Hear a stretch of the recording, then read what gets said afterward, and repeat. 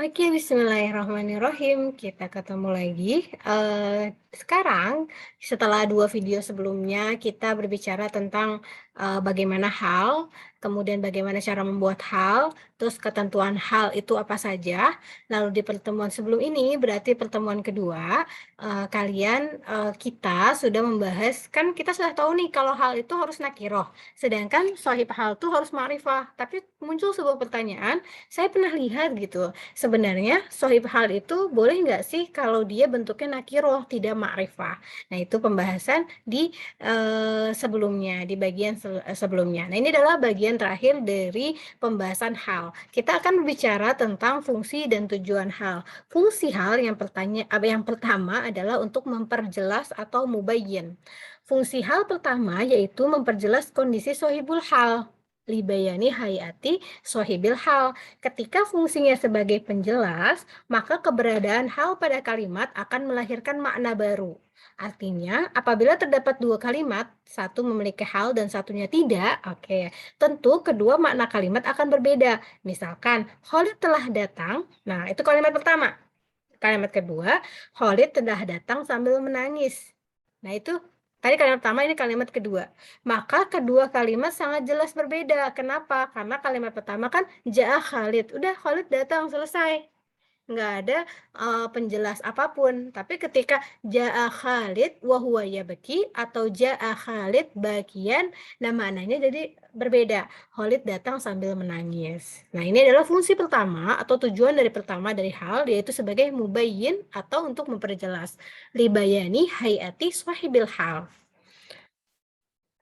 Oke, lalu selanjutnya kita ada dua memperkuat atau muakkid. Fungsi hal kedua yaitu taukid untuk memperkuat. Ketika fungsinya sebagai penguat, keberadaannya tidak terlalu berpengaruh terhadap makna kalimat secara keseluruhan. Tidak begitu berpengaruh, tidak seperti fungsinya sebagai mubayyin atau penjelas, tapi sebagai muakkid atau taukid kalimat yang sudah ada.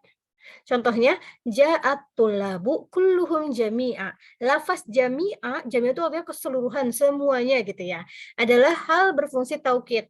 Ada atau tidaknya jami'a, kata jami'a ini tidak memberikan makna tambahan karena sudah ada kulluhum jami'a gitu. Jadi hanya untuk taukid, takkid, untuk muakkid.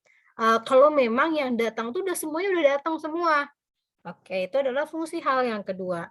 Dalam Al-Quran disebutkan, walau syaa rabbuka la'amana man fil ardi kulluhum jami'a. Dan jikalau Tuhanmu menghendaki, tentulah beriman semua orang yang di muka bumi. Nah, udah kulluhum jami'an juga, dalam kondisi mereka seluruhnya.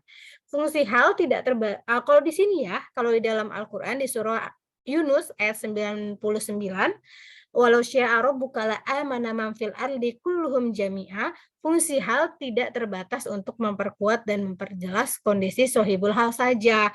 Namun ia terkadang berfungsi menjelaskan kondisi sesuatu selain sohibul hal.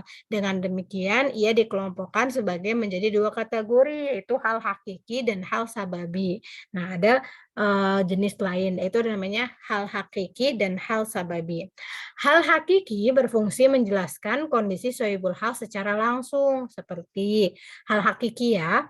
Qoma Khalid bisolah, Khalid menunaikan sholat, khasyian dengan keadaan khusyuk. Kata khusyuk khasyian ini dengan sigo isim fa'il, dia mustaqat, menjelaskan kondisi Khalid sebagai sohibul hal ketika dia melaksanakan sholat. Kaifa sholah Khalid au kaifa qama Khalid bisolah, qama Khalid bisolah khasyian. Dalam Al-Quran, infiru khifafan wa thiqalan wajahidu bi amwalikum wa anfusikum fi sabilillah. Lafaz khifafan, nah, keluarlah kalian wahai kaum muslim, infiru untuk berjihad di jalan Allah dalam kondisi sulit maupun mudah, khifafan wa thiqalan dalam kondisi mudah ataupun sulit, lagi sulit ataupun mudah.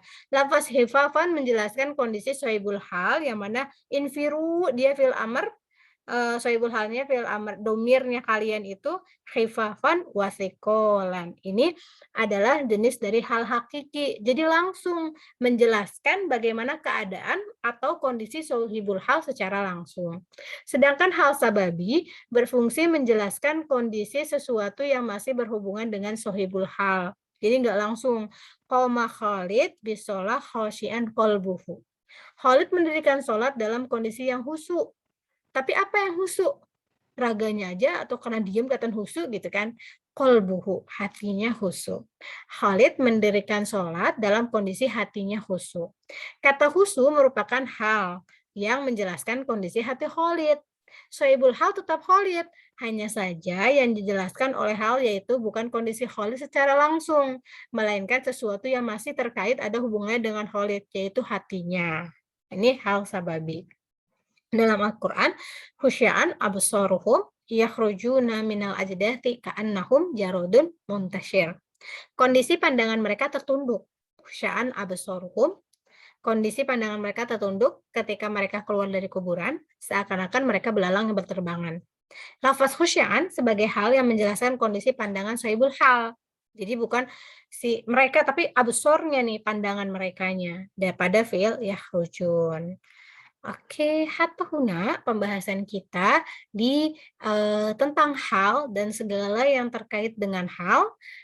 Naktatim bilhamdalah, berarti kita ada 3 part. Alhamdulillahirabbil alamin. Kita ada 3 part ya. Pembahasan di tentang hal, semoga bisa bermanfaat. Kuncinya perbanyak latihan.